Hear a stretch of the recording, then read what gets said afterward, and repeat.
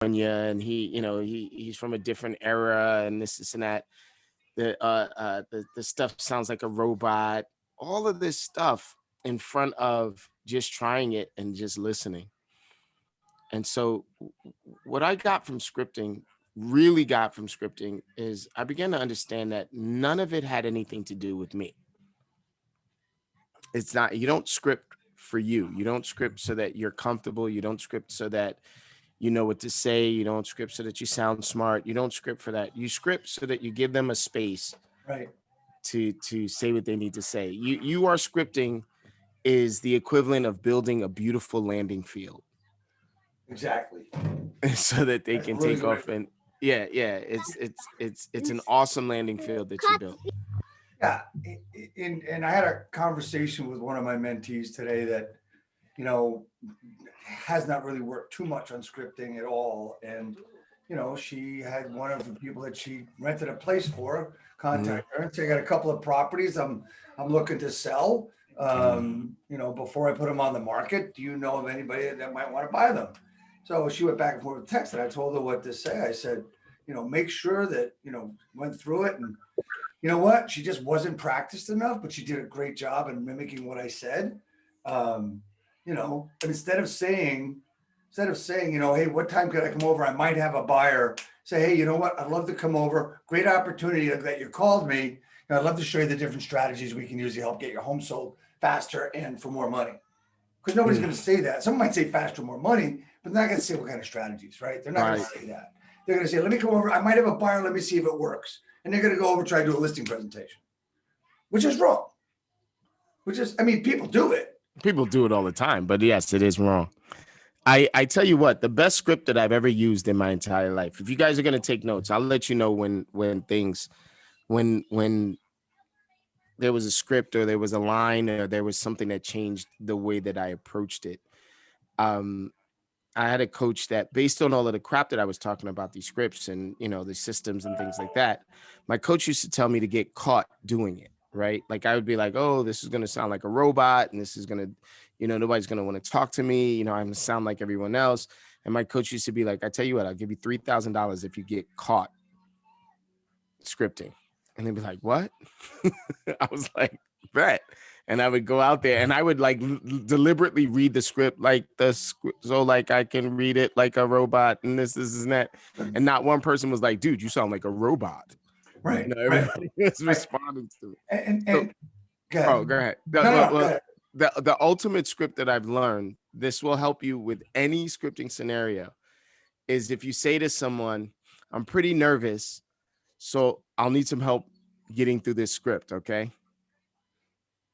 It's completely, I mean, no one's going to say that, and one of the things that I've heard a lot from my clients, coaching clients and my mentees is that, Dave, everybody says that I sound just like everybody else. I said, that means you haven't practiced. You're talking just like the script. You're doing it you are doing it like everybody else then. Right? I would push back, Fanale. If somebody was to say to me, oh, everyone is saying that I sound just like everyone else, I'd be like, oh, you only spoke to one person? Right? Because that's not polite. Society doesn't do that. That you call somebody up and they say, you sound just like everyone else, I guarantee you they're talking about something else except scripting. They're probably saying, well, everyone tells me that they can get me a buyer, or everyone will tell me that they can get me the most money. But I guarantee you they're not like, well, everyone has said the same script to me. Right. And I'll prove it to you. If I was to ask you all to just read the script steady to me, just read a script to me, reading it, gave you the same script, I guarantee you by the middle of the script, you guys would be inserting words, subtracting words, switching things around. It's part of human nature. You guys read scripts. In our universe, we don't actually read anything. We read it first and then recite it while we're looking at it. Right. It's a part of the brain. The brain is a computer. It solves problems, right? So if I say to you, I've read this script over, a million times, I think, right? And I'm gonna just show you what I'm reading. And I'm literally gonna read it, but I'm gonna read it the way that I say it. Is that all right? Yeah, yeah, right? because that's internalization, Right. right? So, hi, I'm looking for Dave Fanale. Hi, Dave. My name is Sekou with the Devote Group here at EXP Realty. You know, I was looking for your property, and figured out that your home came up on our computer as an expired listing, and I was just calling to see what happened. When do you plan on interviewing the right agent for the job of selling your home? Oh, you don't think you're going to interview anyone else? You're kind of tired. All right. Well, if you did sell, where would you go next? Los Angeles. Wow, that's exciting. What takes you to Los Angeles? Okay, you got a new job there. How soon did you have to be there? You should have been there already. Damn. Okay, Dave, what do you think stopped your home from selling? Uh, the agent. The agent. Yeah, yeah, I hear that all the time. How'd you happen to pick the last agent you listed with? I had three people in and seemed to have a good plan, and the marketing seemed pretty interesting. So yeah, so I went with the guy. I mean, he was more personable than everybody else. So you went with the more personable agent. Okay, Yeah, that makes sense. yeah, yeah. And what did that agent do that you liked the best?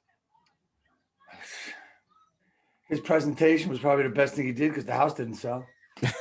The house didn't sell, so like the presentation, what he said was the best part, not what he did. Okay, right.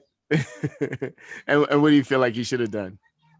Well, I mean, there should have been at least a couple of different open houses, but I mean, there weren't a lot of people come to the open houses. They had two signs out. Maybe you could have done that better. I don't know, but I didn't see a lot. I'm on social media, and I didn't even see my own house on social media. So I don't know. Don't Wow. you put it? Don't you are supposed to put a house on social media? Well, if that's what you wanted, I would have it all over social media. But the question is, you said that you were expecting a few more open houses, you were expecting stuff, but overall, what I heard you say is you don't really know and you don't really care. He should have sold it. Absolutely. Got it. Absolutely. I mean, I mean, that's why you hire a professional. Now it's just like, I didn't want to listen to you guys anymore. I mean, you're about the fourth person to call me today, and I don't want to talk to you anymore. I mean, it's the same crap. I don't know what to do. I get it. I get it. I'm the fourth person to talk, and I'm spitting the same crap at you. How am I doing, by the way? You got me this far. I hung up on everybody else. Well, I get it. I get it. I get it. And so I guess the more serious question, you got a lot of agents to choose from. What will you expect from the next agent that you work with? Sell my house. You just want them to sell your house. You don't give a crap what it is. Yeah, I mean, you know what? Do whatever you got to do. Do the magic. I mean, tell me what it is. I mean, don't tell me what it is. I really don't care. I mean, bring me offers. I mean, everybody's selling their homes now, and I'm not. What's wrong with it? Dude, everyone is selling their homes, and I hear you loud and clearly. And can I assume you haven't already chosen an agent to work with? I don't even know I'm going to keep it on the market, to be honest with you. Gotcha. I would love to apply for the job of selling your home. And clearly, you're not familiar with the techniques that I use to sell homes. When's a good time for us to get together so I could show you my strategy? Well, what techniques do you use? Tell me now. Did you want me to just do exactly what the last guy did, just kind of spit stuff at you? Or would you like me to put together a real presentation with real numbers so you can make a good decision? Look, man, you know what? Like I said, you're the fourth person I talk to.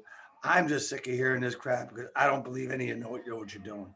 All right, so this is what I'm going to do. I'm going to put together this thing. I'm not going to spit this stuff at you. I'm going to send it to you, let you review it. You like it, you sign it, we start. You don't, you got some questions, we're going to get together and talk. One of two things will happen, though. You're going to choose to work with me, or you'll say definitely you don't want to work with me. Is that fair? Yeah, but I don't want to sign anything. I mean, I don't even know you. Well, then let's get to know each other. Cosmically, we're all friends anyway, right? Cosmically. Yeah, okay. All right. All right, when's the best time? I'm going to send this over tonight, or did you want to wait for tomorrow and let another day go by? You know what? You want to send that tonight? We can meet tomorrow. All right, I'll send it right over. So I gotta be honest with you. Oh, I got agent commission to high. Yeah, okay, we'll deal with that. I'm gonna just tell you right now, Virginia. I don't usually deal with objections on the phone. Right. Right. So all of my objections usually happen in person, and if my objections are happening on the phone, if you're writing anything down, Lisa G can tell you this line: backwards and forwards, upside down, inside and out. I only work with the most motivated buyers and sellers. So if I'm getting those kind of objections on the telephone, understand this, that I run long races. I do not need to close today. I'm going to keep calling that person over and over again, whether or not they choose me, whether or not they tell me no, et cetera, et cetera. I'm going to keep calling them until their resistance is down and their motivation is up. Say what you just said again, please. You run what? I run a long A race. long race. Okay. Okay. Yeah, I am not a short race. I'm not a sprinter. I am a long race runner. So I think one of the things that people look at incorrectly on phone calls is that they think that some do that the first call you should be getting the appointment. Yeah, they think they're going to spike the football based on the Right. plays in the book. Hey, look, we're looking at. I'm just going to talk about my experiences and what I'm doing is I'm getting a response 1 out of 10. Yep. Okay, that's 10%. That's really, really good. That's a good response rate. So talk to me about the 100 calls. I make a minimum of 100 call contacts. I think that an agent, a salesperson, should make a minimum of 200 contacts a day, with a minimum of 100 of them being belly to belly, phone call, door knock, et cetera, et cetera. My life, as I've come to know it, is a 90% no life. Right? 90% of the results I get is a no answer. No. Right. You know, a third of those no answers are they hang up, or they tell me to go bloop myself, or, you know, whatever. It's what other people would consider negative. It's just a faster way for me to eliminate them. That's right. You know, the better way for me to say it is that I like to deal with concentrated, motivated, the most motivated buyers and sellers on the planet, right? And the only way I can do that is if I go through the work to concentrate them. Mm-hmm. And so concentration, if we think about it in terms of like food, you boil out all of the liquid and you're left with a concentrated result. You're left with something really, really strong and powerful. That's right. So that 90% no, or all of the wishy-washy, all of the water, I'm boiling that off. Right. And I do it rapidly too, Dave. So what I've learned is that my script provides me with ammunition to eliminate folks. I'll be like, you know, okay, so sir, I understand that you're upset with agents. I understand that you don't want to pay a commission. Correct. If you did want to pay a commission, what would you expect the agent to do? Like, I'm not mixing my words. I'm not actually coming in soft so that they don't reject me. I'm going in hard so that they do reject me. Does everybody see that? Does everybody see the difference there? See what you're getting here is just what nobody's doing. I mean, everybody's doing it, you know, looking for the appointment. Oh my God, you know, commission breath. Okay, well, you know, sir, you know, fuck that. That doesn't help. When we get on the appointment, right? Let me ask you this, and I mean this from the bottom of my heart. Who do you want to work with? The wishy-washy agent that says yes to anything that you say, or the powerhouse agent that's like, no, I'm not doing that. Why would I do that to you? You wouldn't. Right? It's just a matter of, all I do is work a system, right? All I do is work a system. What are you going to do to sell my home? I sold 352 homes last year. I'm going to do for you what I did for them. Do you really care what I do in order to get the home sold? Right. So let's go to this one, okay? So we're going to throw a couple of objections around, if that's okay, Sekou. No, that's fine. I wanted to go through the script, right? I wanted you guys to hear what I do and what I say. I am not going to lie to you. I am not that creative. I only know how to do. I've been studying this same script for a few decades now, right? And when other people are like, "Oh, I want to try this other script," and this, I don't care what script you use, as long as it does not matter what script you use, as long as you have the right tonality, as long as you have the right pacing, and you're listening for the cues. So if I could just do this one thing with them really quickly, the key to great scripting is to ask all the questions. That's right. As they are on the screen. Right. Then listen to the answers. Repeat the answers back to them, no matter what, and then approve of the thinking. Notice I didn't say agree. There's a lot of coaches, there's a lot of trainers that'll say, repeat, and agree. No, we're not agreeing. We're approving. I just want to approve. That's right. Damn right. For now, and you understand the difference, right? So if Sure. I'm talking to Kyle and I'm like, why did you decide to sell on your own rather than list with a real estate agents? And Kyle is like, all realtors are shit. I'm not going to repeat and agree with that. Right. Right. All realtors are shit. I'm going to repeat it. Right. I'm going to repeat it. All realtors are shit. I could see how you go there. I got to work with agents all the time. I could see how that happens. Sure. Right. Right. So, yeah. All right. So let's go, guys. What I'd like you to do is, first of all, I want to thank you for coming, of you people coming in and out. My name is Dave Fanale. This is Sekou Pyle. Sekou is the director of growth for the DeVoe Group, brokered by EXP in state of New Jersey. I am Dave Fanale. I am the founder of Real Estate Skill Builder Coaching Company, as well as the director of training at Links Residential, brokered by EXP, up here in northern New Jersey as well. So what I would love to do is I'd love you guys to give us some of your objections. Now, understand that how objections are handled are a lot different than you would think. So I just got one today, new agents, right? I work with a lot of new agents. Mm-hmm. So the question to them would be, well, how many houses have you sold? And you're a new agent. Shoot. How many houses have I sold? Is that what you're asking me? Yeah, I am. Uh-huh. That is a great question. Last year, over 350 is what my team did. I personally have studied thousands of home sales. Let me ask you this question. Did you want me focused on yours or all the other ones we sold last year? Well, of course, you got to be focused on mine, but what's your experience? Well, my experience is that I have a customer experience that is going to put buyers in front of your home, and we're going to customize the experience and just worry about yours. I'm going to laser focus on yours. Is that what you're looking for? Or would you like somebody that's mixed up and doing 10 and 15 other deals? I want someone working on my house. All right. Well, that's what you got in me. I'm rookie of the year, baby. Okay. All right, cool. All right. So let's go to another one. So wait. Brand new agents. Let me just tell you right now. The experience question only comes up when you do not sound certain of your business. Talk about certainty, my friend. All right. So understand this. The experience question will only come up if you don't sound certain in your business.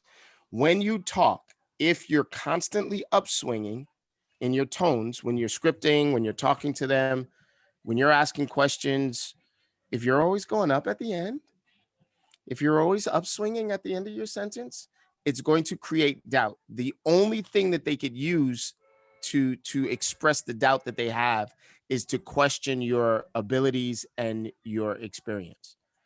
If everything that you say has a downswing, listen, why don't we get together and discuss a strategy to sell your home? Right? Everything that I say has a downswing on the end. It sounds like I'm much certain. So, Fanale, ask me the question one more time. How many homes have you sold? Quite a few. How many have you sold? Just none. None. So I'm a professional. I just got licensed. All I do is study your home sales. I'm going to focus on getting you sold and getting you sold at the top dollar. Is that all right? That's fine. It's exactly what I said to my mentee. Now the question's going to come up, Sekou, from new agents and other agents alike. Well, that sounds like you're challenging them. Yes, I am. It's exactly, just to point out, it's exactly what you said. You're going at them, not with them. Yes. So the concept that I really would love every agent that I worked with to grasp is that you already don't have the listing. Exactly. All right. You have absolutely nothing to list. Yeah. You already don't have the listing. So go ahead. So I would rather you lose this opportunity with integrity than to gain this opportunity and fumble it based on wrecked expectations. Right. And so absolutely, you have the experience, you have hundreds of years of experience just on this call. And no one sells a house on their own. So you could say, well, shoot, last year we've sold over 1,000 homes. We're going to do for you what we did for them. So let's get to a real big one that I'm sure people have heard a lot in the past few months. What do I need a realtor to sell my home for? Homes are selling by themselves. Yeah, they're going crazy. I can imagine. Let me ask you this: does Coca-Cola advertise? Yeah. Do you think they do the ads themselves, or do they go to an ad company? To have an ad company, of They go course. to an ad company. Why do you figure they do that if they have a product that sells itself? Hold on. Say that again, sir. Why do you think they do that if they have a product that sells itself? Why do they use an ad company or why do they advertise? Both.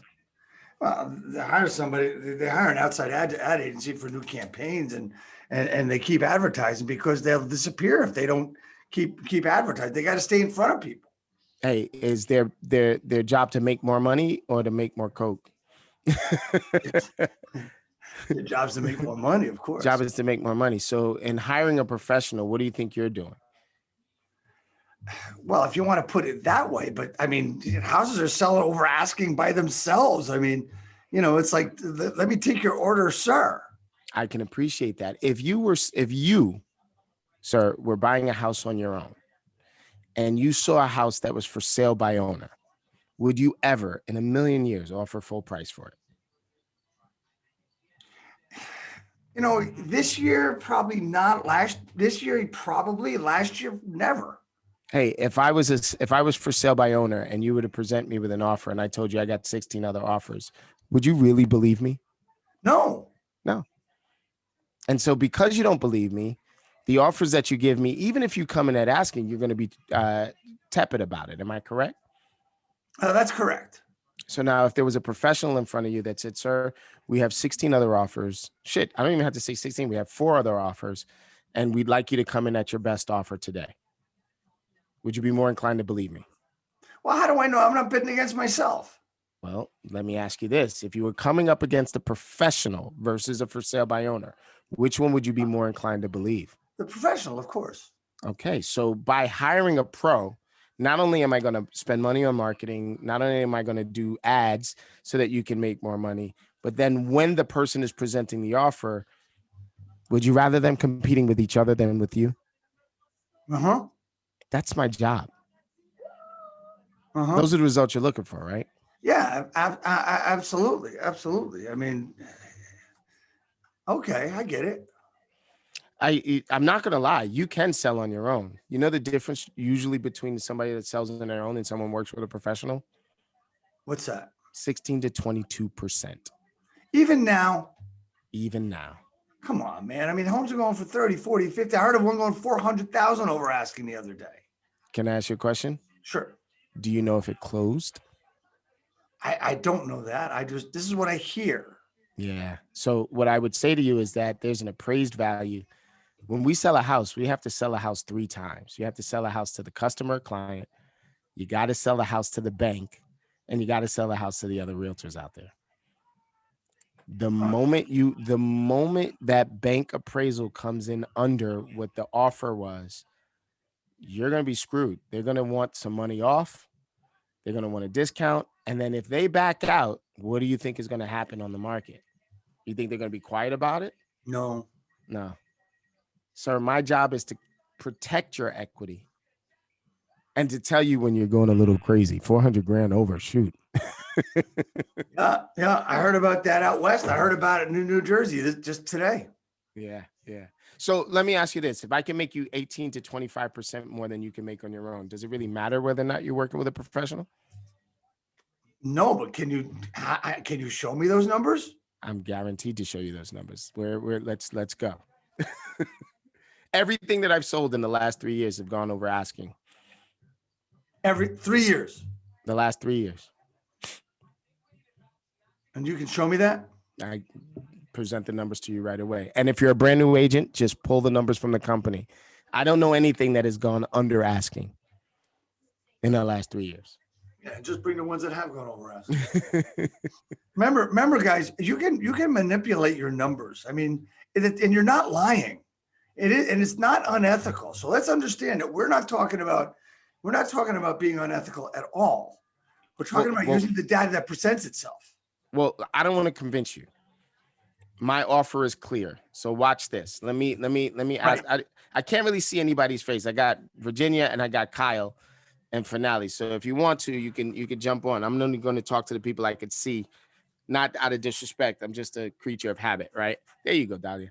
So watch this. Ladies and gentlemen, you guys are my seller, right? I'm going to just walk down a logic lane really quickly. All right. You ready? Go. Here's the logic lane. I have a property for sale, 2 properties for sale at the exact same price. They're both at $1 million. One of them is offering 2.5% out. One of them is offering 5% out to the buyer side. Which one is going to get more views? 5%. 5% for sure. Anybody disagree with that? No, and just I want to also qualify your statements here. Is while that has been said that it's unethical to do that, to bring people toward that 5 rather than the 2 or 3, it's still happening. So just because there's a rule against it. Well, I'm not. Let's not talk about ethics. I'm just talking about. Okay. I just no. What the reason why I'm saying that, Dave, is I'm going to present you with an idea. Right. At the end, that's going to destroy the ethics. Is going to destroy everything. Right. Right. I just wanted to point that out because I don't want anybody to think we're talking unethically or that does not know us. So here's I'm gonna say the disclaimer again. Lisa G knows it well. Kyle knows it well. Dahlia knows it well. I only work with the most motivated buyers and sellers. You say that. Right. And so in saying that, if I was to ask you, Lisa, who looks more motivated to you, the 2.5% or the 5%? Did you say me? Yes. If you were working with me and you were my buyer and I said, wow, this guy is offering out 5%. Which one looks more motivated to sell to you? The 2.5% or the 5%? 5%. Hell yeah. He's putting his money where his mouth is, right? Mm-hmm. So we're definitely gonna go see that and see what he's talking about and see why he's so motivated to sell, right? Right. The 2.5% is just like everyone else. We might go Right. see that, but we're definitely gonna go see the 5%, right? Mm-hmm. Okay, For great. sure. Next question, everybody. You're off the hook, Lisa. Right? Thank you. Next question, everybody. If I'm definitely gonna go show the 5% more often, right? Where do you think you're gonna get the most offers? The 2.5 or the 5%? 5.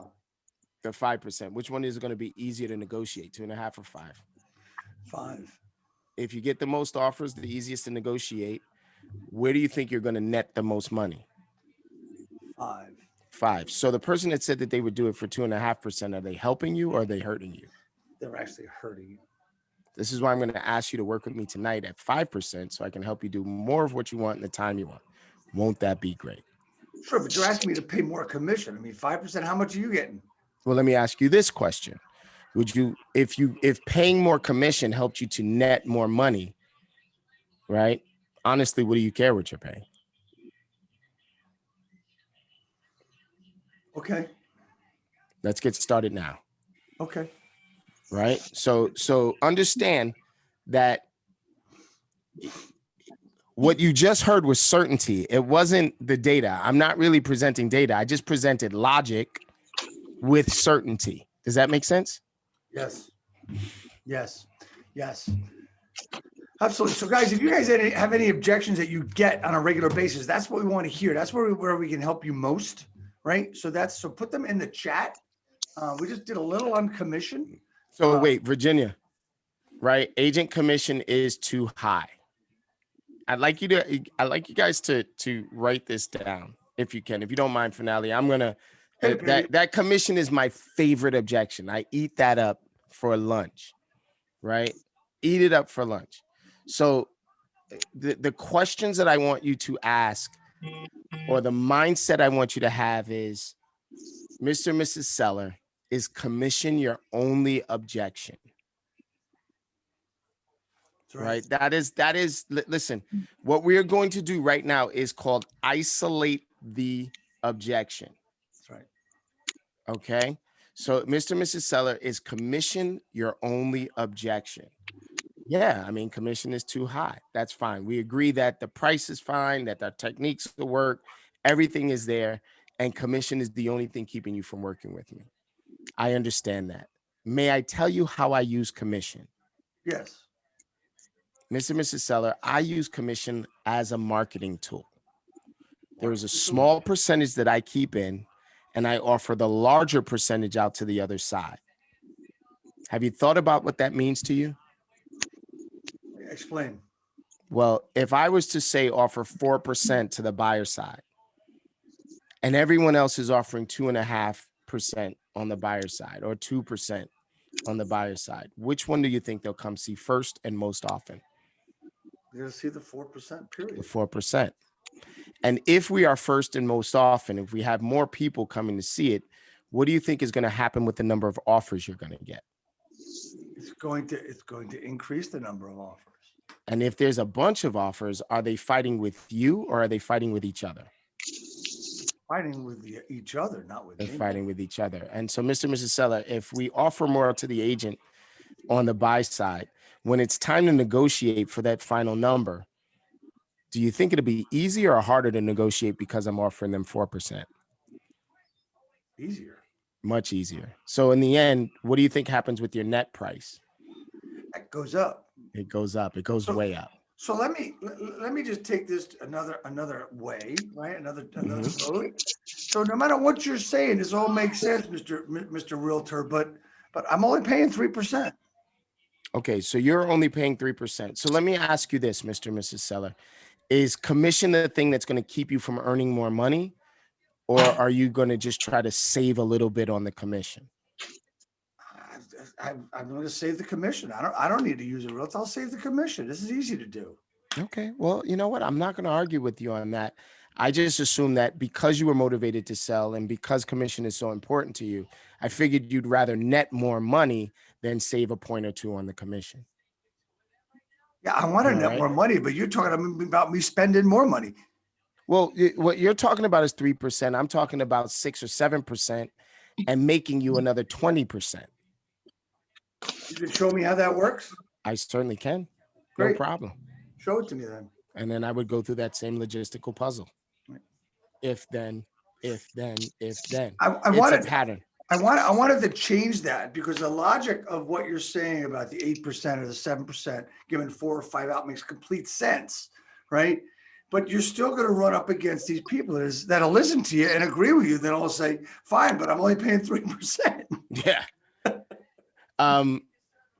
Latoya, I'm going to go, if I can go backwards really quickly through this list, right? So I'm using the broker who sold me the house. Agent replies, okay, I'll follow up with you in a few days. Wrong reply clearly. How do I rectify the situation? Call has happened today and is over. That was the fumbled listing call. Is that what we're saying, Latoya? Yes, that was happened today. Okay, so I would call them tonight and I would say this exactly. Hey, I was thinking about what you said to me earlier. Do you have a few minutes for us to talk? Yes. Go ahead. You could respond, Latoya. I want you to act like them because I don't know who they are. Can you unmute? Or is it too loud over there? Latoya, can you role play this? Yeah, I'm sorry. I thought I was unmuted. Yeah, I have a few minutes to talk. That's fine. That's awesome. So you said that you're going to use the same agent that sold you the house. Am I right? Yes. I'm going to assume that there's some trust there. There's a relationship developed there. Am I right? Yes, she sold me my past few houses. Okay. Past few houses. So I would assume that she's a damn good buyer's agent. Am I right? Yes. Is the buyer's agent job to get you to spend the most money or to get you the best deal? The best deal. The best deal. So would you agree that her talent is to get people to pay less for a property? I'm not certain. Well, let me ask you this. Would you like an agent whose focus is entirely on getting you the absolute most amount possible for your property? Of course. All right. So when can we get together and discuss a few of those strategies? Well, I'm still looking to only work with this broker, being I already know her.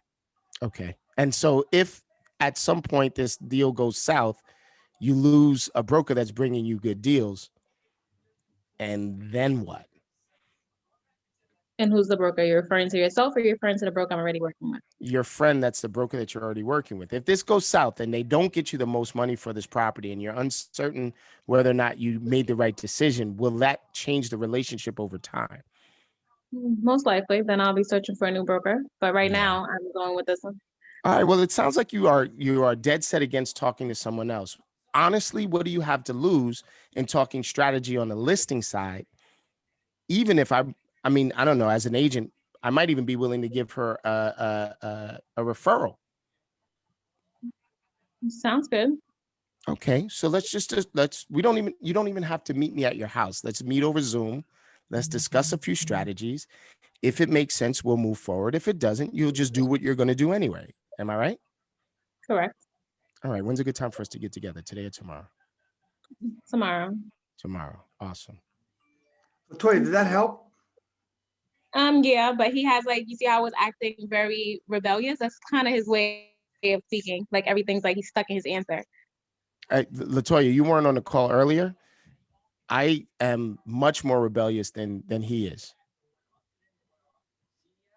Okay. I would confront him about it. I'd be like, and when in your life has that ever worked out for you? Where the person whose pattern is to get you to spend the least amount of money is going to get you the most amount of money. Does that make sense to you?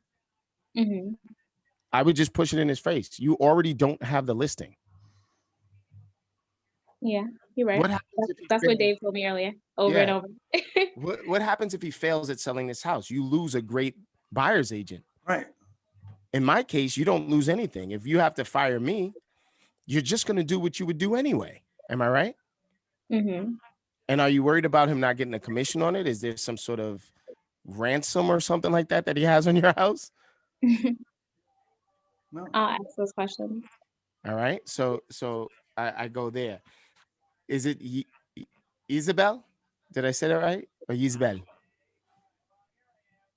Did I say You got it. Yes, Bill. Yes. Yisbel? Very nice Yeah. to meet you. Hi, nice to meet you. Why should I list with you? May I ask you this? From what perspective are you asking this question? Why should you list with me? Obviously, because I'm the best agent for the job.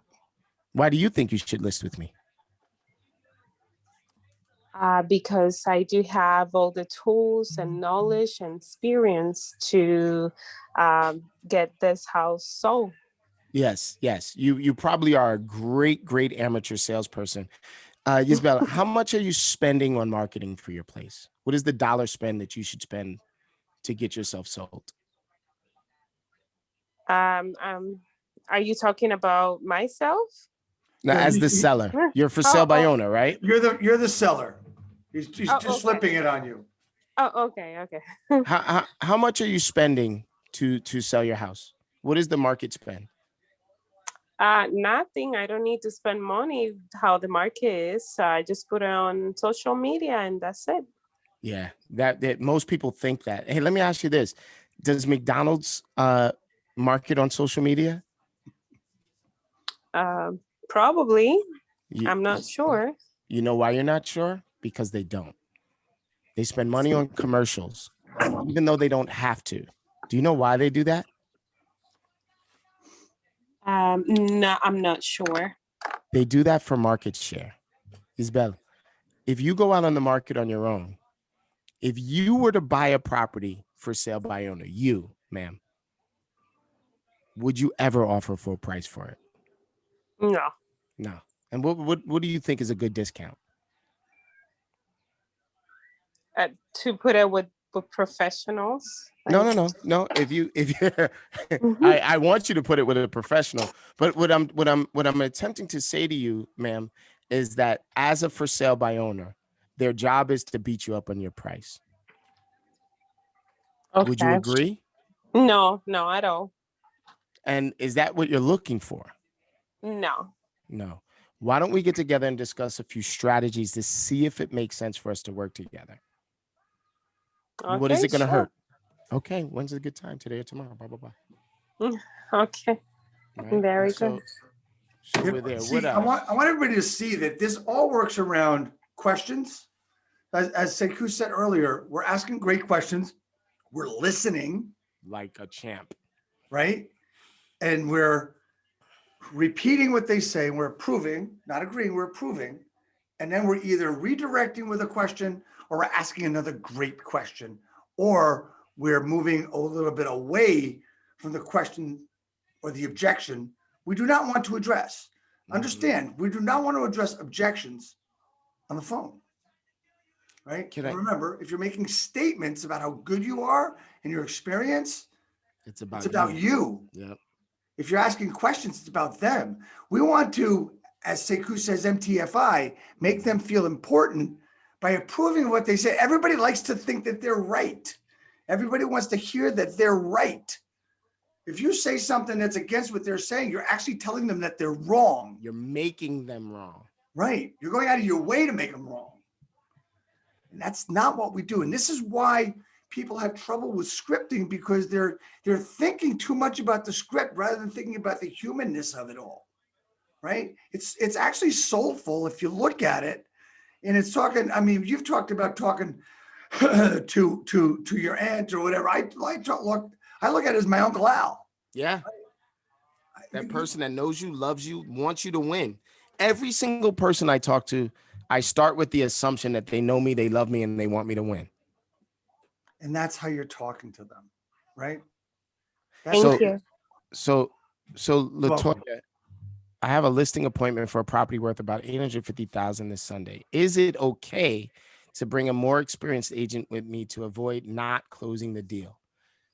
So I'm of two minds of this subject, right? And so I'm gonna go the more complicated route first, and then I'll just answer you directly second. Is that all right? Good Do I have segue. permission to do Yes. that?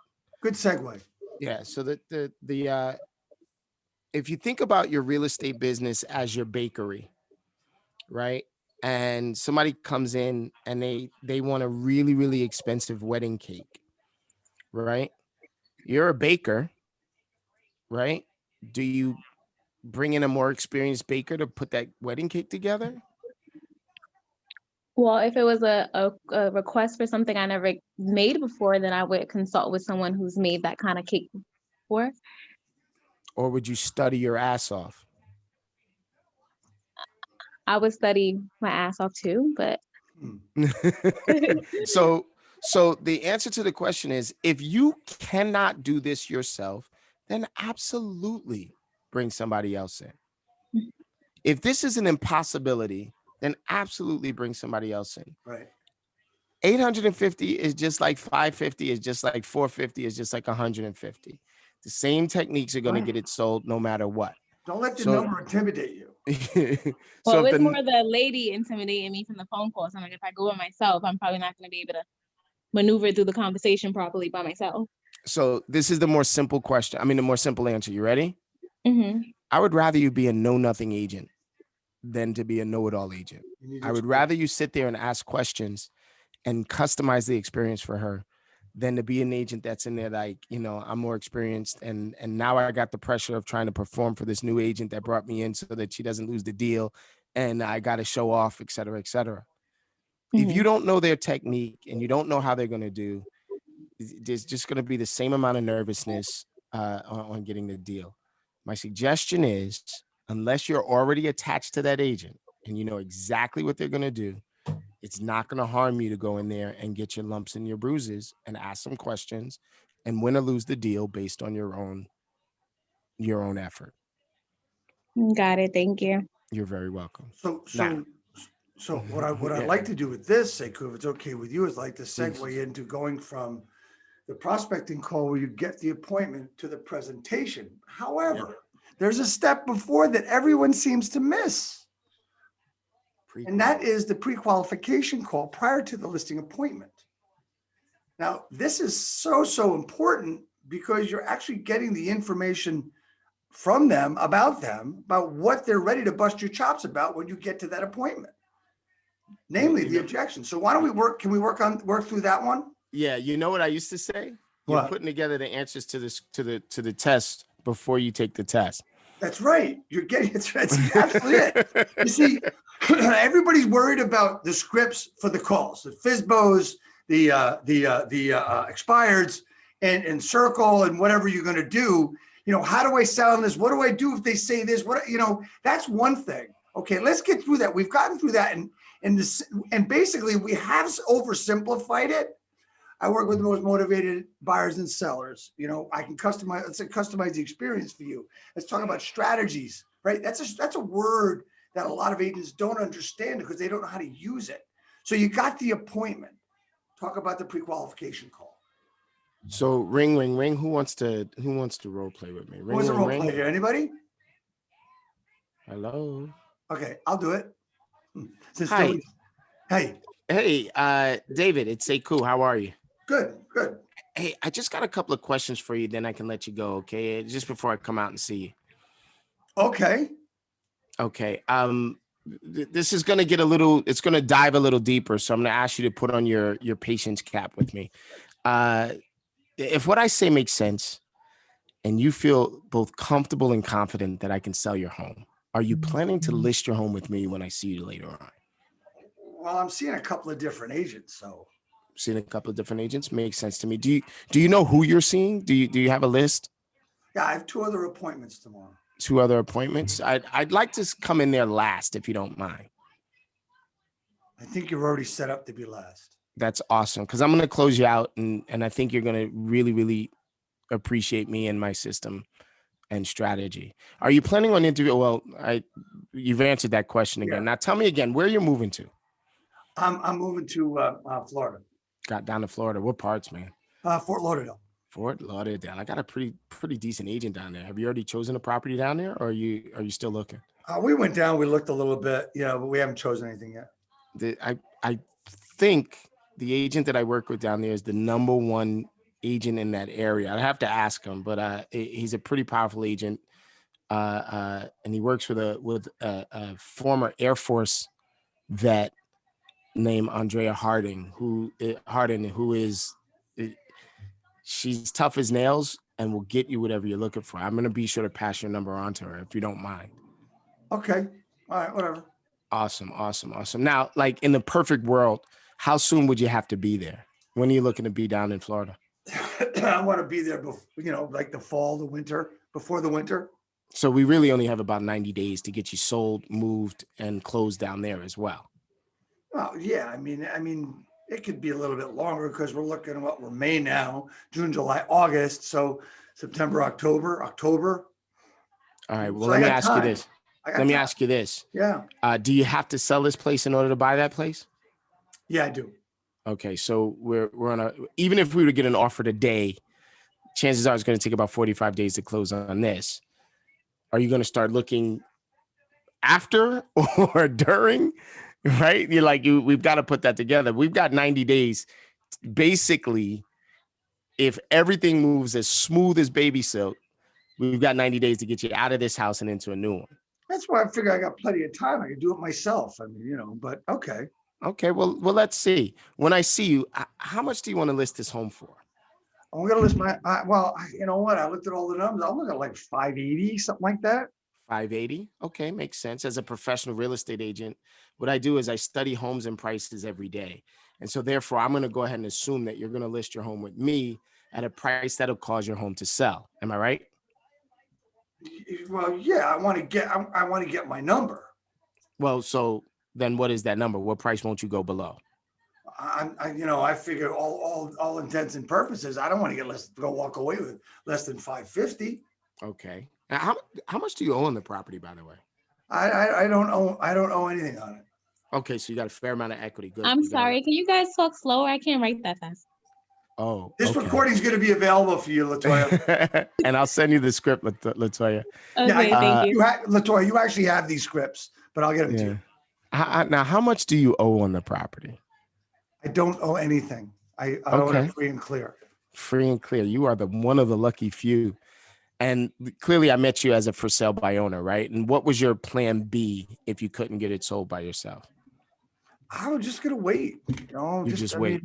I just take it off and, I'm going to go away a little bit and, whatever happens, happens. Okay. So have you thought about financing the home for the buyer or do you absolutely need to cash out? No, I mean, I'm done. I'm cashing out. Okay. All right. Now do me a favor. Now let's really wave the magic wand. Describe your home for me. Act like I'm a buyer. Describe your home for me. Well, it's a 3-bedroom, 3-bath, like side hall kind of colonial. It's got a 2-car detached garage and Okay. kitchen is about 8 years old, something like that. Okay. Brand new. We did 8 years ago. We did a lot of work. So we've got, a brand new gutted, brand new renovated bathroom on the first floor, which is the master bath. The second bath was redone as well, but not gutted. And so is the third bath, which is on the first floor. So we got 3 bedrooms upstairs, 2 baths, and a full bath on the first floor. So I know we got a small dining room, really good size eating kitchen with lots of counter space and the typical living room. But the key really is what everybody loves about this house is my finished basement. Wow. Okay. Talk to me about it. Well, it's got a big movie screen. We got a bar it's a wet bar. Oh. It's really a place to party. Nice. This sounds like manland down there. I tell you that right now. I just sort of, yeah. Well, if you had to watch this now, if you had to rate it on a scale of 1 to 10, where would you put it? I'd probably put it at about a 9. About a solid 9. That is a solid number, my friend. Yeah. And what, if anything, would make it a 10 if you were buying it right now? Probably, redoing the look of the house. That's kind of the look is kind of dated, or it's Okay. old, or it's 80s style. Okay. The colors, the colors Are aren't. we talking paint? I was just about to ask you, are we talking paint or are we talking a complete reface? We're probably talking about new siding.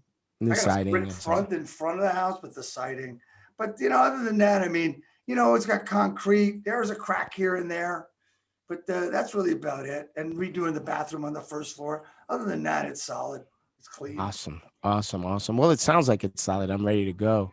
I'm going to send over a package of information. And just before I get over there, do you think you could take a few minutes to review it? Yeah, sure. And you'll probably put together a bunch of questions based on the packet, but just off the top of your head, do you have any questions for me before I come out? I don't think so. We'll cross that bridge when we come to it. Cross that bridge when we come to it. I'm with you. Just so you know, our meeting should only take between 5 and 25 minutes. It just depends on how many questions you have before you sign. Is that? Yeah, that's it. I'm not here for the flim flam, man. You said that you were tired of hearing crap from people, right? Yeah. We'll just discuss strategy, and if it makes sense, we'll move forward. If it doesn't, we don't. Is that okay? Sure. Okay. Awesome. I'm really looking forward to meeting you, and I want to see that screen, man. I don't know how you feel about it, but if it was me, I'd like to show it off. Okay. Absolutely, man. Absolutely. All right. I'll see you then. Okay. So, question. Certainly. So what if when we had our first initial conversation, I asked all of those questions except the pricing and if she was going to sign? So do I just don't say them again or just do the pre-qualification, just the pricing? Yeah, call them back. You cannot communicate with them too much. Latoya, what you are doing in that is not just asking questions. You are getting closer to them. So, and I'll be clearer about this before somebody throws something at me, right? What you're doing, that whole script is littered with NLP, neuro-linguistic programming. And all that is the art of creating rapport. I'm not combating anything. I'm not objection handling, nothing. All I'm doing is repeating and approve, repeat, approve, repeat, approve. And so what they're saying on the end in their head is, wow, this person gets me. They're just like me. I can't wait to meet them. And the more I do it, the more the closer I get. Right. Does that make sense? Yep. So I would call up Latoya. I'd be like, hey, Latoya, there's a couple of questions that I didn't get to ask you earlier. I hate to bug you, but I need this to put together the CMA. You got 2 minutes for me? Great. And I'd literally ask the same thing. So let me just review this. You're going to Fort Lauderdale and you're doing it as soon as possible. If you don't do it, you'll stay and you'll just wait. You'll do some traveling. The number that you're looking for is about 580 and your absolute minimum is what? 550. 550. And such and such and such. You know what I mean? Like whatever you forgot to ask her, you could just put it in there as an assumed close. Right. And during this phone call, and I want to be clear that we're not confirming the appointment. Yeah, all we're doing is learning the objections. The Right. appointment is confirmed already before I come out, before Right. I come out, before I come out. Exactly. That's All the we're doing is conversation. just confirming the objections. Right. And you never want to say, I want to confirm the appointment, because what you do, right, say is you actually give them an excuse. Yeah, and 9 out of 10 people will be like, no. I just offered, I literally was interviewing an agent earlier. I was literally interviewing an agent earlier today where I'm offering a six-figure salary, and they called me and asked me if it was still confirmed. And I was like, your six-figure salary? I'm wondering what the hell is wrong with them. I would be jumping all over it. Right. And they sounded like they were trepidatious about it. So just let's quickly review. I mean, talk about the objections you got out of that call and So what. here's what I learned, by the way. So if you're paying attention, right? If you're paying attention, here's what I learned. I learned about other agents.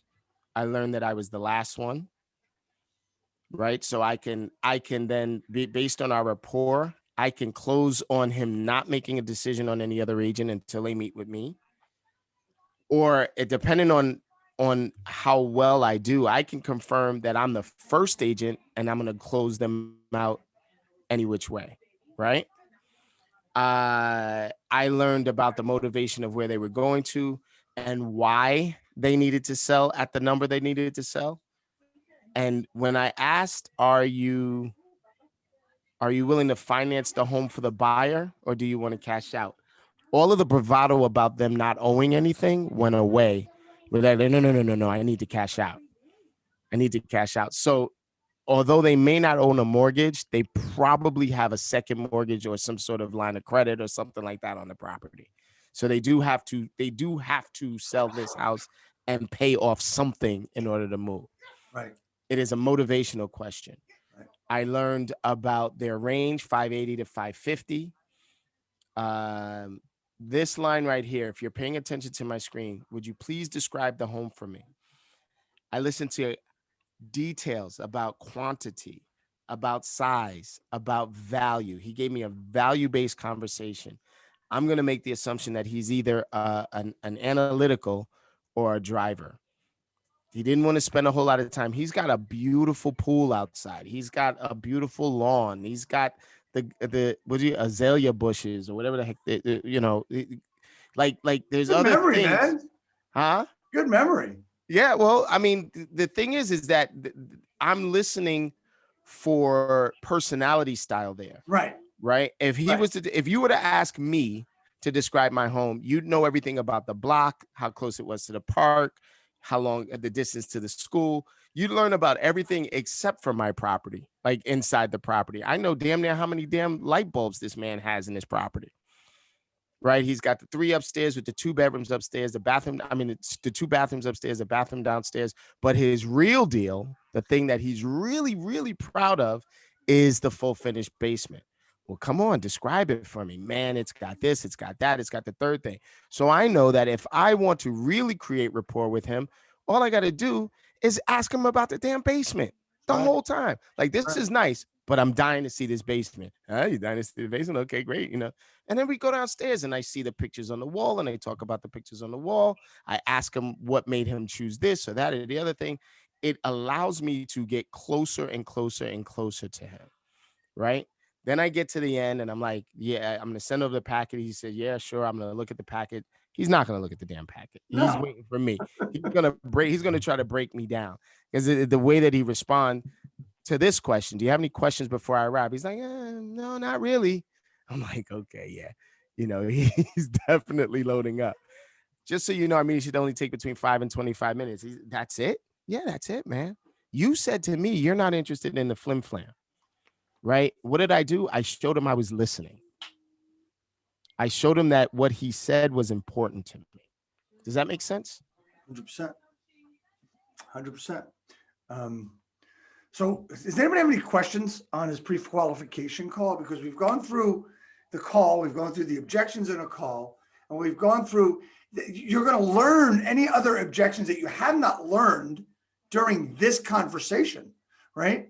And as I said, And if you're listening to personality style, you'll learn how to present. Right.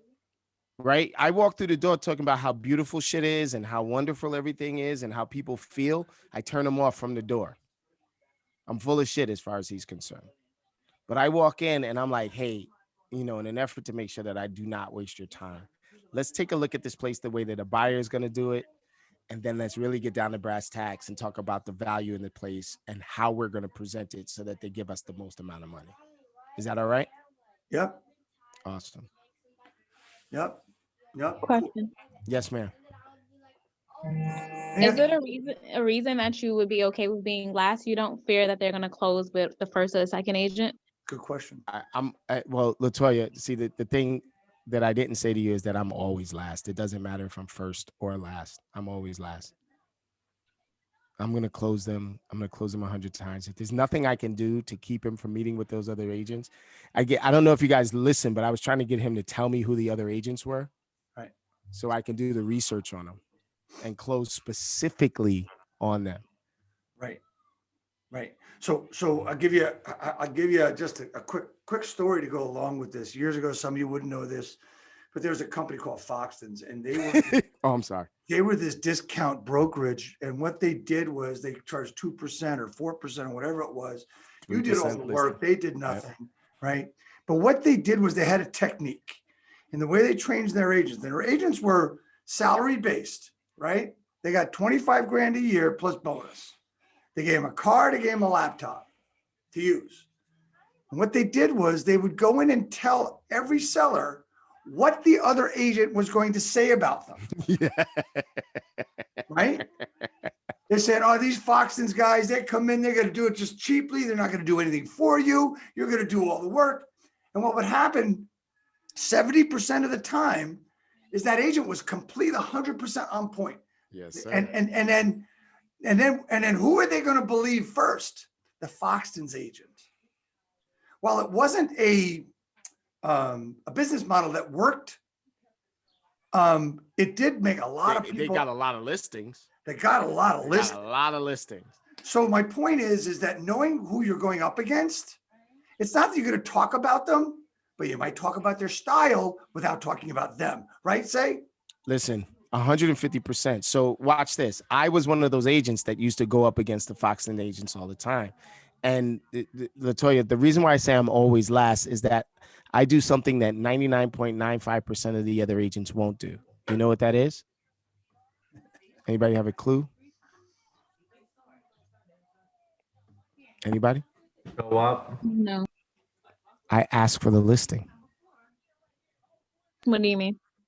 I get to the end of my presentation and I ask them to sign the listing. 3 times. As many times as necessary. I'll put my foot in the fucking door if they haven't signed before they're ready to kick me out. I'll tell you, most people get to the end of their listing presentation and they're like, ta-da. I get to the end of my listing presentation. I'm like, those are the results you're looking for, right? And they're like, yeah. I'm like, so sign the contract. Let me get started. Sign the contract. Sign the contract. Sign the contract. Sign the fucking contract. So that's a kind of a close. What about assumptive closes? What about, preliminary closes? What about all those different things? Are you using those as well? So I riddle all of my presentations with assumptive closes, double binds. My NLP, watch this. I'm going to do one right now. The more you listen to me, the more it makes sense that you work with me. Every time you ask a question, the answer just gets us closer and closer to getting you more money for this property. Am I right? Yeah. And yeah, exactly. Right. So all of those things are assumptive closes. One thing has absolutely nothing to do with the other, but Right. because of the pattern, it's an assumptive close. Right.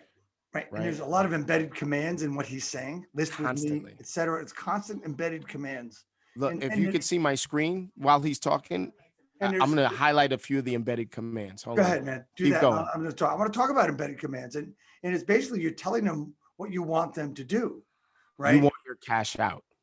So you have to understand that there's we talk about pace and tone, right? And pace and tone has a lot to do. We talked about this session being about objections. You'll list with me. Is going to bring out. You'll list with me, right? You'll bring out Like notice the ellipsis there. Yep. Those are hesitations. Hesitations brings out the NLP as well. My daddy used to say the power is in the pause. That's right. I'll assume you'll list your home with me at a price that'll cause it to sell. Am I right? So what price won't you go below? How much do you owe on the property? Have you ever thought about selling it yourself? Will you finance the home for the buyer, or do you want to cash out? Right? It's all of those things are there. All of them are there. Okay, I'm sorry. I didn't mean to. I just wanted to point it out because you asked about it. And that's extremely important, because what we're doing is we're just talking, saying words, right? Yeah. When you work with all of this stuff, you know, the words come into meaning to them. They come into conversation, comes into relationship. You know, our buddy Nick Krem says, what's the difference between making a contact and getting a contract? Does anybody know what the difference is? It's the R. Sorry. Right. But see, that's part of the NLP, by the way.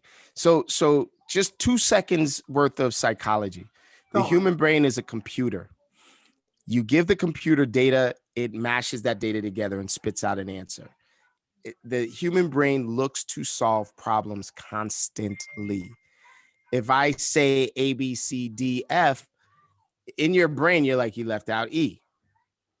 If I say cat, K-A-T, in your brain, whether you say it out loud or not, you're correcting me in your brain, right? And so what you're doing when you are doing these techniques and you're presenting these patterns, you're presenting their brain equations that it loves to solve, right?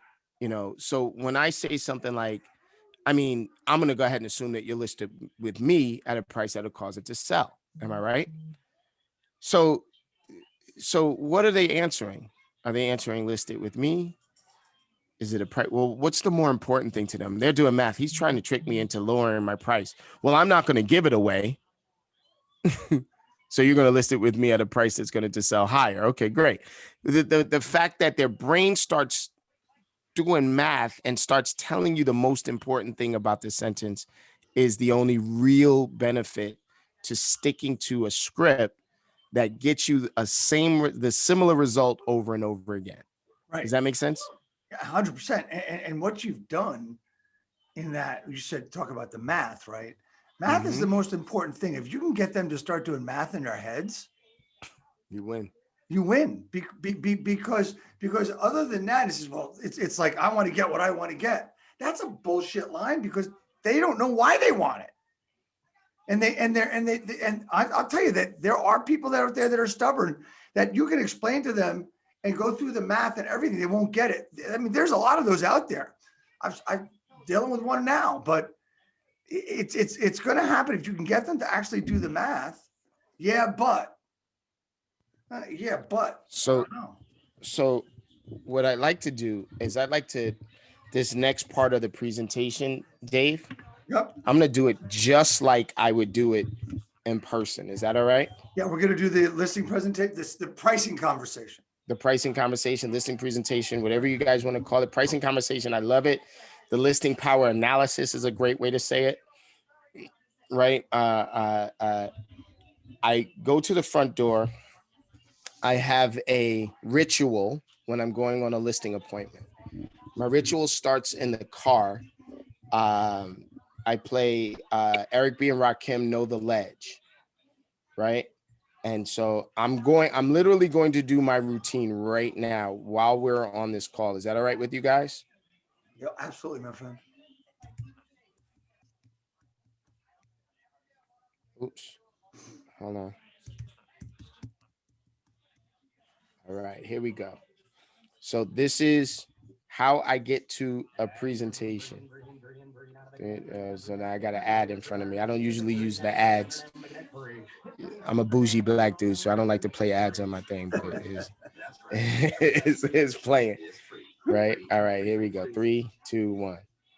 All right, let me turn it up a little. Can you hear the music, guys? Yeah. So I'm in my car. I'm like,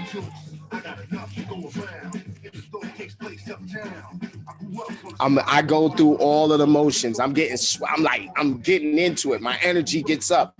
I get into a state of mind, a state of being. Before I walk to that door, knock on that door, in my head, I'm like the god of rap. I'm the god of information. I'm gonna be able to implement anything that I say. There's power and energy in my voice. There's power and energy in my intention. And when I walk to that door, this is mine to win or lose. Knowledge.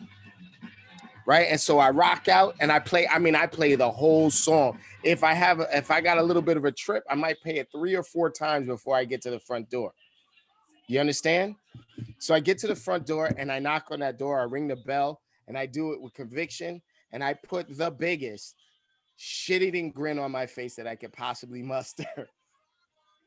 And I'm like, hello, baby. Like, as soon as they open the door, I'm like, holy smokes, it is so nice to meet you. I have been anticipating this moment all day. Thanks again for having me over. They open the door, they let me in. 9 out of 10 times, let me tell you this right now, 9 out of 10 times, they offer me a glass of water within the first 3 to 4 minutes that I come in. What do? Anybody ask? Drink the water. You drink the damn water. You take the water, whether you drink it or not, you accept the water. All of it. Right? You accept the water no matter what. I don't actually drink it. They might spike me. But you accept the water no matter what. What happens when you do that? You create a covenant. Right? If they offer you something in their house, you're now a guest and you're not just presenting. You're not just a salesperson. There's a switch that goes off in their head. Right? And so I come in and I immediately say, before we get started, I'd like to look around the house the way that a buyer will. Okay. If they want to show me around, I ask them to review the package again and let me look at it without them, because they're not going to be there when most buyers are looking at the property. I don't want to be biased at all. Is that fair? Yep. Okay, great. I walk around the place. I come back to wherever we are and I go, where do you want this presentation, in your kitchen or your living room? I give them an option. Where do you think they say most of the time? Kitchen, right? The kitchen. I think 99% of the time they say the kitchen. And then I ask them, I say, do you mind if I stand up and do this presentation? I've been practicing all week to present to you, and I want to make sure I do it right. And I take my script and I give it to them. I take my presentation and I give it to them. Virginia, every word of my script, I give it to them. And I say, and this is exactly what I say, listen, if this is my presentation, you can follow along. If there's anything that I say that doesn't make sense, you can certainly stop me and we can get right back to that spot. If I'm going too fast, you could slow me down. If I'm going too slow, you can speed me up. Is that fair? Yep. Great. It's just like your doctor. Your doctor gives you the script that they're going to say anyway, right? You fill it out. You practically write the script for them, right? And so I start off. At the end of my presentation tonight, one of 3 things will definitely happen. You're going to have the opportunity to list your home with me, or you may choose not to list your home with me, or I may choose not to take your listing. Any one of those 3 things are fine. Is that fair? Yes. Okay, awesome. I've prepared tonight what we call a CMA. There's really only 2 parts to this research. Part 1, we call it Fantasyland. Now, that's what those other sellers are out there trying to sell for. And forgive me, as a for sale by owner, you might be in Fantasyland. The other half is called reality. And that's what professional real estate agents and motivated sellers like yourself list and sell homes for daily. What we're going to have to do is decide tonight where you're going to spend most of your time. Okay? Okay. The purpose of the CMA is to determine the value of your home in the eyes of the buyer. Now, you do know how buyers determine value, right? Yep. Of course you do. They do the comparison shopping. They look at the features and benefits of your home and compare it to the features and benefits to similar homes that are either currently on the market or have recently sold. Does that make sense? Yep. Right? So, for example, I'm in the market to buy a new car. I'm on the expensive side of the cars. I like my, what I'm looking at is a Maybach, that Maybach 6. I don't know if you looked at it. It's an electric car. It's beautiful. But my wife won't let me get that. So I got to actually get a family car.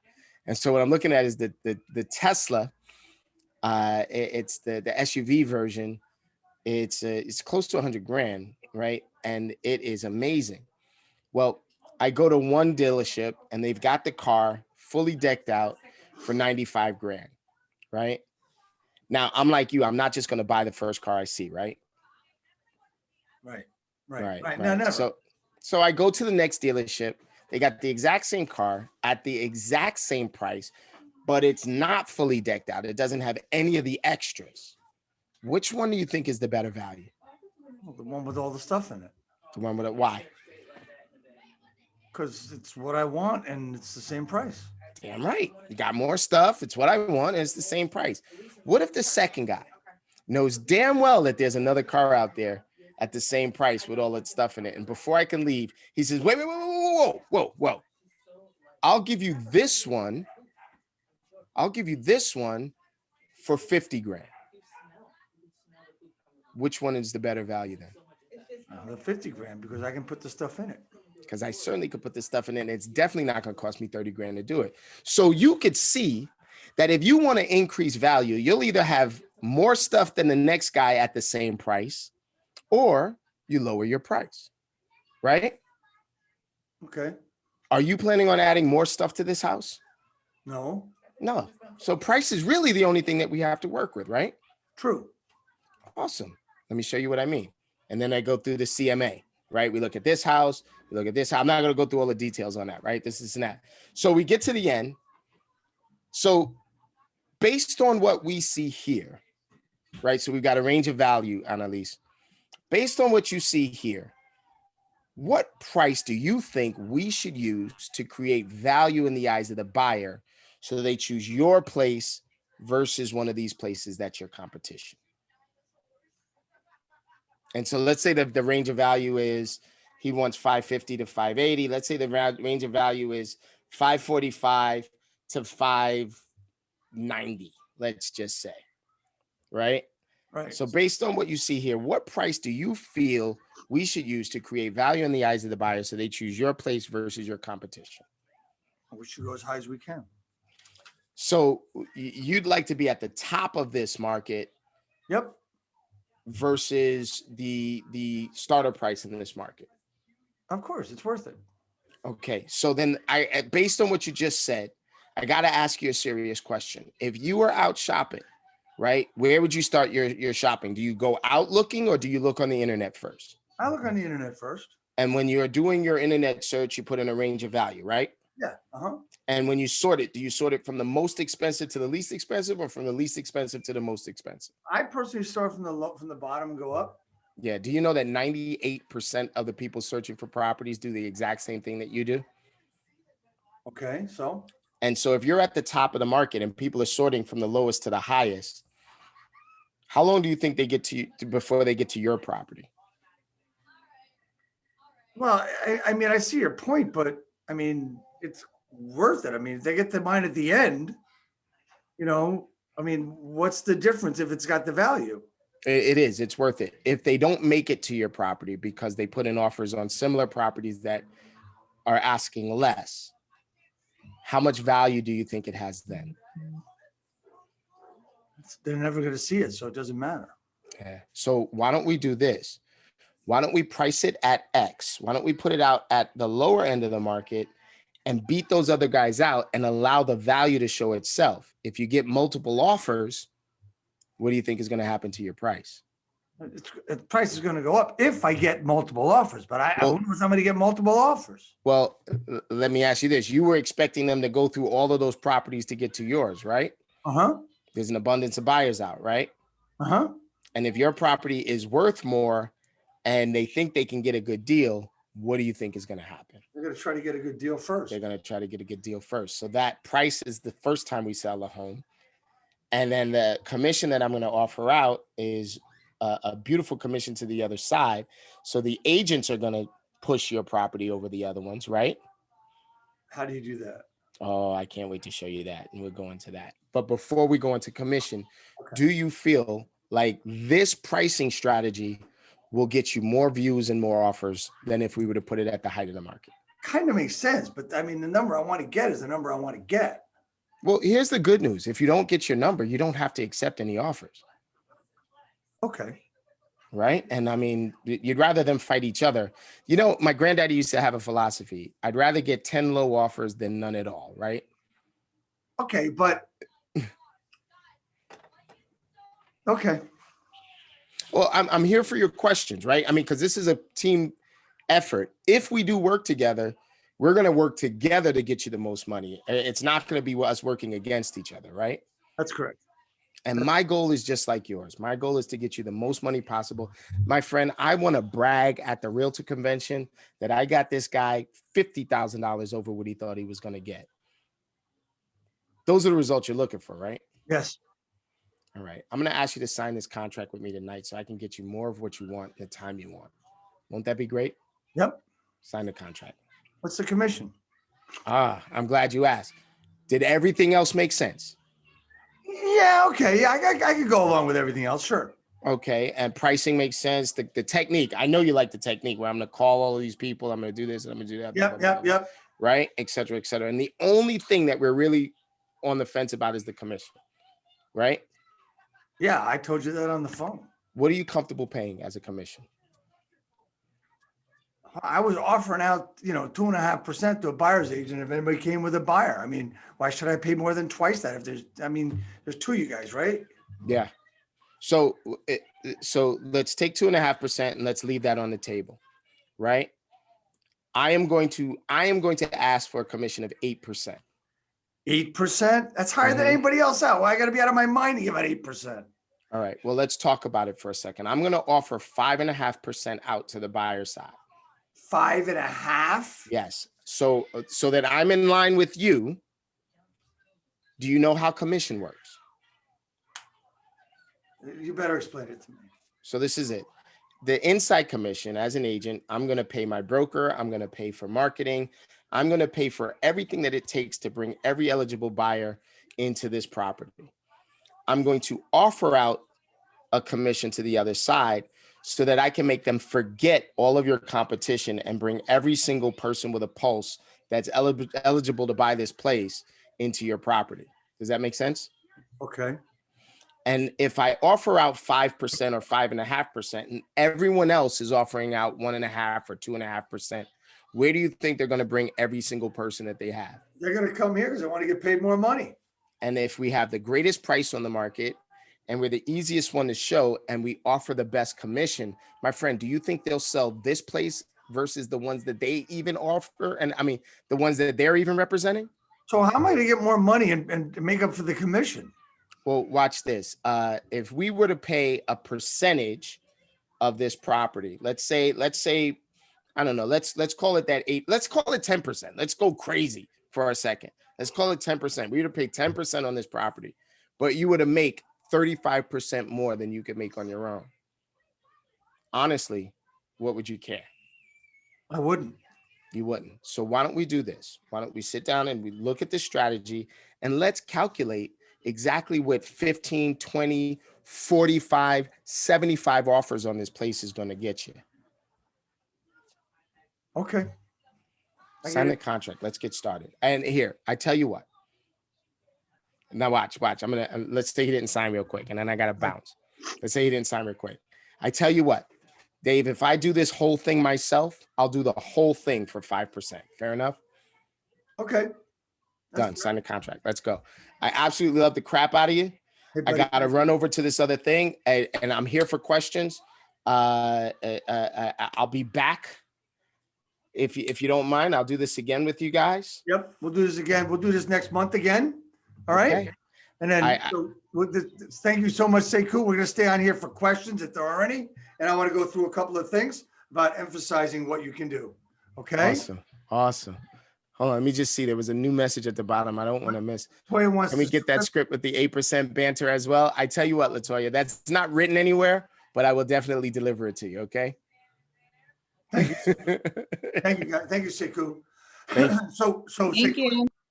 you're welcome, Latoya. Latoya, what I will do is I am going to take this recording and upload it to our private group, and anybody who has emailed me that said recording, I'm going to make the recording available to you. Just email me. If you have not asked for the recording, email me at dave@reskillbuilder.com and just put recording in the subject line, and I will get it to you. I will get you the link. Okay. It'll take a couple of days. Well, it's just a matter of what time I have available to get to it. Shouldn't take me 10 minutes, but I still got to get to it. I wanted to go along with a couple of things about the intricate things we didn't get into. There's some follow-up that will help you when you get to the presentation. Now, you did all the work to get the appointment, and you're before the pre-qualification call. Is there anything that you guys think you should be doing between the FSBO expired call, the pre-qualification call, and the presentation itself? Is there anything else you can do? Is there anything else you should do? I want to give you two things. Does anybody have any other things that they actually do? So I'm going to give you two things.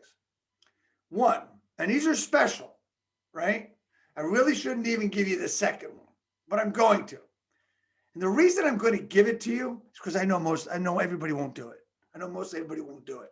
So I'm going to give it to you anyway. It's a top secret from Real Estate Skill Builder. But the first one is something that I always did, never had a name for it. But this is called the Name the Puppy strategy. Really simple. And let me just explain it to you. So I had two girls growing up. My girl's now 28 and 30. They're little girls that come in. So say one of my daughters, when she was 5 or 6 years old, comes in with a puppy. Says, Daddy, look at my new puppy. I love my new puppy. I promise I'll take care of my puppy. I promise. Honey, we don't have pets in the house. We can't have pets. We got to take the puppy back. She might cry a little bit, but it won't be as difficult.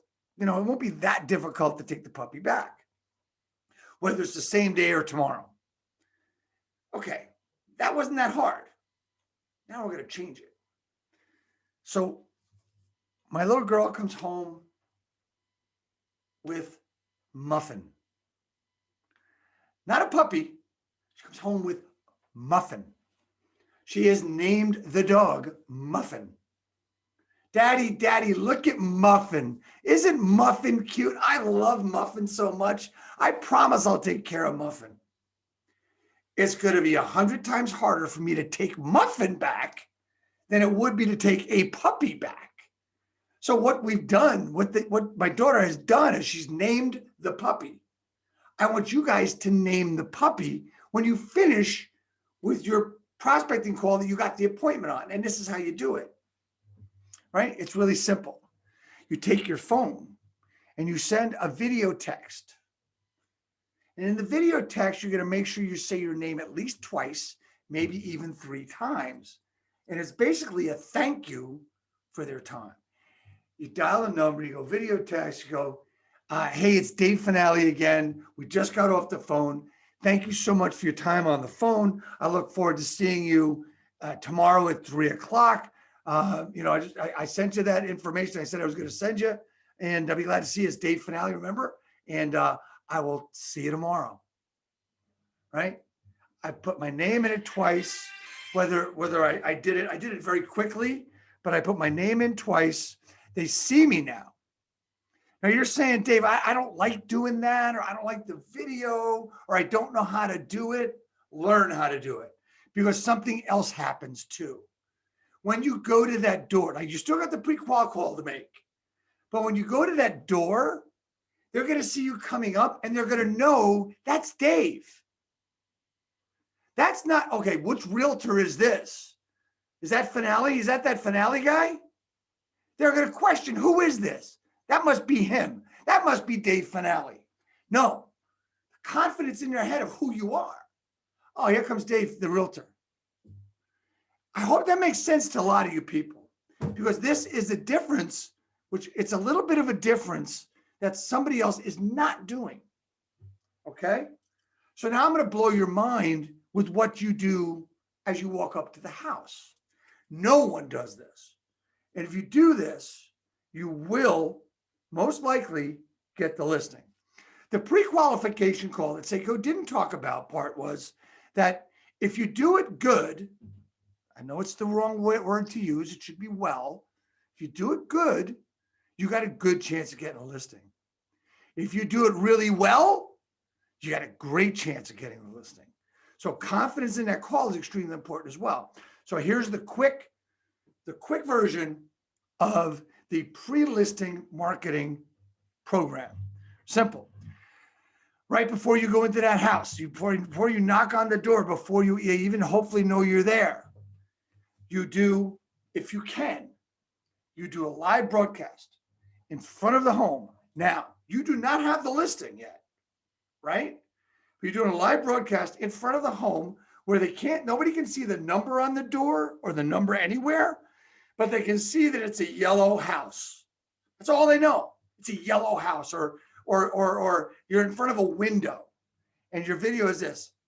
Hey, everybody, it's Dave Fanale, eXp Realty. Home going on the market. It's a 3-bedroom, 2-bath colonial. It's going on the market really soon.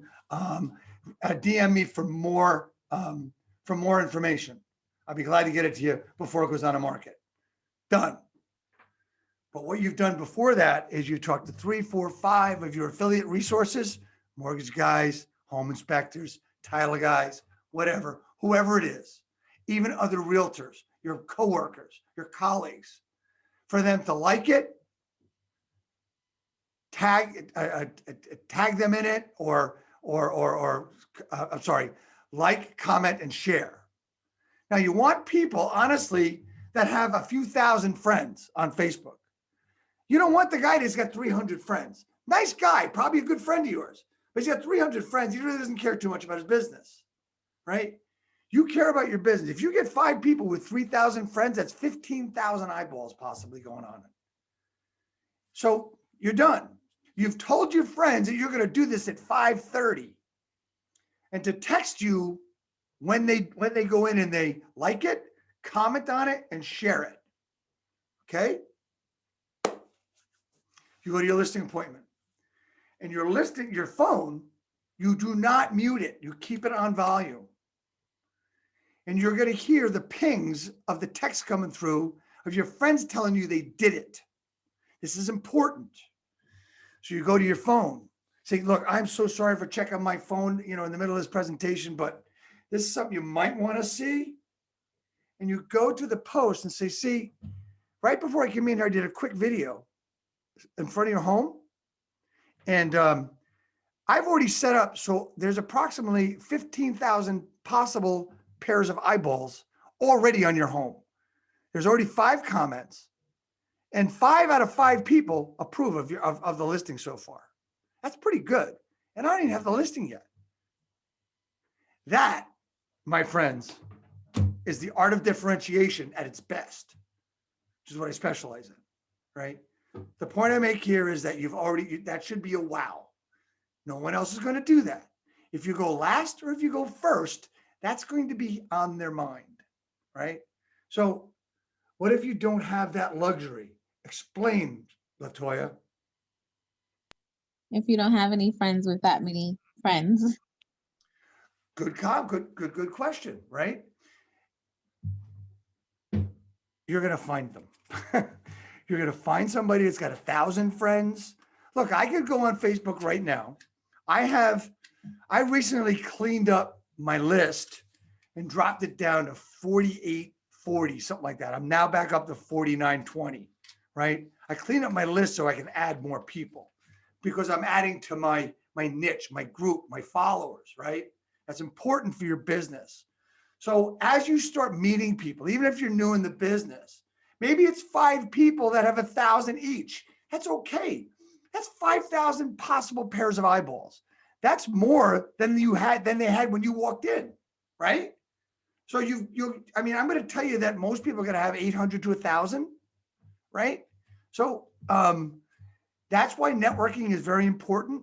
That's why if your board has even a virtual networking event, you should go.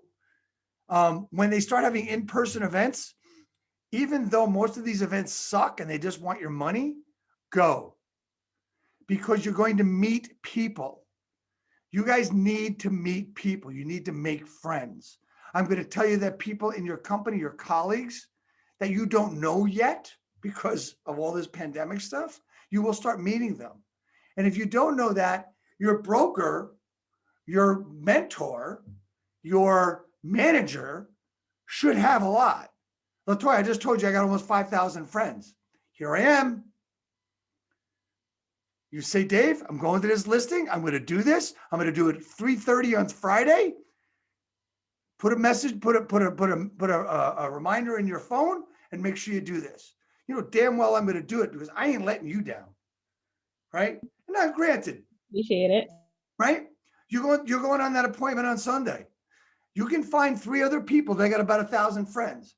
Now, here's another thing. Maybe you're nervous about the video. You should do the video though.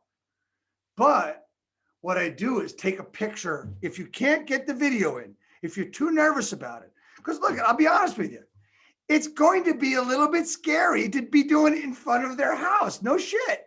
You guys know that. I know it. I've been doing video for 14, 15 years.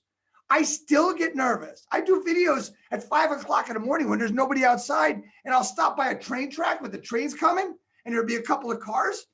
I'll wait till the cars are gone because I'm nervous about doing it too, even though I've been doing video that long. So take a picture. Take a picture of a close-up of part of the house. Maybe it's a peek of the roof, but you don't want to make it so someone can tell what house it is. Does that make sense? You just want a picture of the window. The front door would be cool too if it doesn't have a number on it. Okay? And what's going to happen is you're going to be able to put a caption in there that says, hey, new house coming on the market, 3-bedroom, whatever, yada, yada, yada. That's it. You don't put price. You don't put anything. You just put 3-bedroom, 1-bath coming on the market probably in the next week or so. So you can do it with a picture and you can do it in your car. You get out of your car for a minute, take the picture, get back in your car. Blast the music to get psyched up for that appointment. But when you do that, like LaToya, you're going to that appointment, text me when you get there. I'll make sure I do it. Okay? I'll share it to my friends. I'll share it to my group.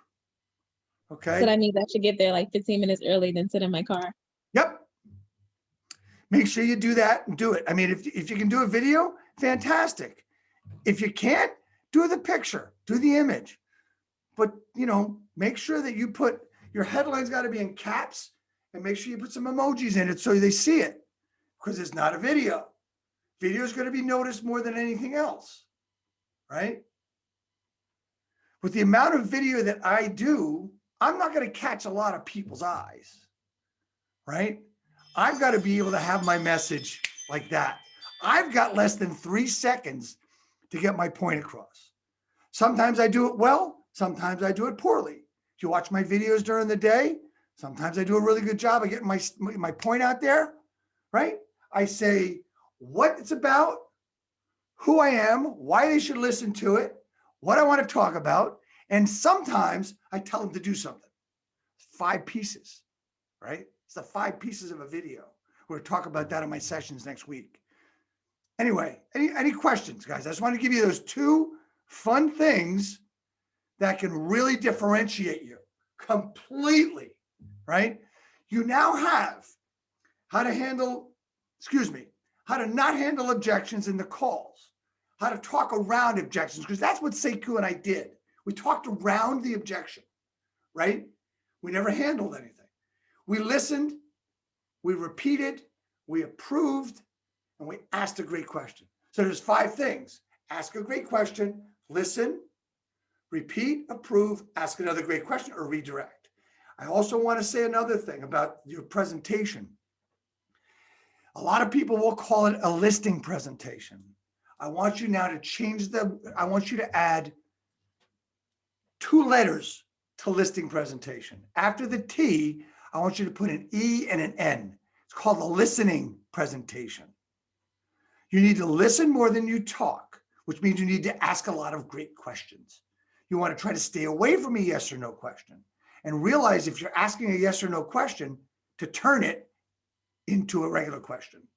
LaToya, we talked about that this afternoon. Does that make sense, guys? Any questions? Any other questions? Annalise, you've been very quiet. Kyle, Sharon, Virginia, Karen, any questions? Yeah, I have a question about another things. Is okay?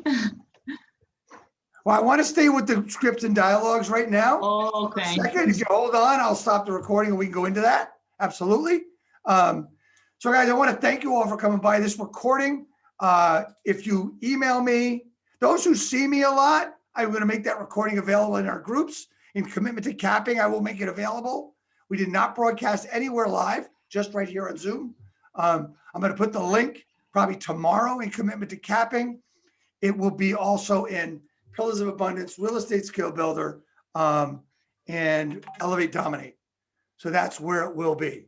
So I look for everybody. Thank you so much for coming. We will be doing this again, probably in June, and go through that. So I want to thank everybody for coming, and then we can go to there.